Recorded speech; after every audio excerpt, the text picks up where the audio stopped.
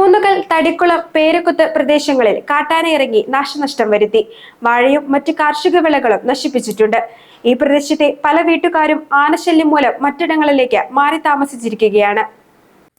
കവളങ്ങാട് പഞ്ചായത്തിലെ ഊന്നുകല്ലിന് സമീപം തടിക്കുളം, പേരക്കുത്ത് ഭാഗങ്ങളിൽ ഞായറാഴ്ച രാത്രിയിലാണ് കാട്ടാനശല്യമുണ്ടായത്. തേക്കുംകാട്ടിൽ ജോൺസൺ, മാപ്പിളക്കുടിയിൽ രാജാജി തുടങ്ങിയവരുടെ കൃഷിയിടങ്ങളിൽ വലിയ നാശനഷ്ടമാണ് ഉണ്ടായത്. 200-ലേറെ ഏത്തവാഴകൾ നശിച്ചിട്ടുണ്ട്. കുലച്ച വാഴകളാണ് ഏറെയും.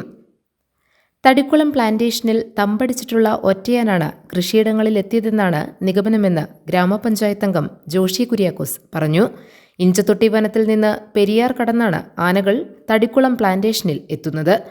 ദിവസങ്ങൾക്ക് മുമ്പ് ഒരു കൂട്ടം ആനകൾ ഇവിടെ എത്തിയിരുന്നു. ഒന്നൊഴികെയുള്ള ആനകൾ തിരികെ പോയതായാണ് കരുതുന്നത്. തടിക്കുളം, പേരക്കുത്ത് ഭാഗങ്ങളിൽ ആനശല്യം രൂക്ഷമായതിനെ തുടർന്ന് പ്രദേശത്തെ വീട്ടുകാർ താമസം മാറ്റിയിട്ടുണ്ട്. GTV news, Kavalangad.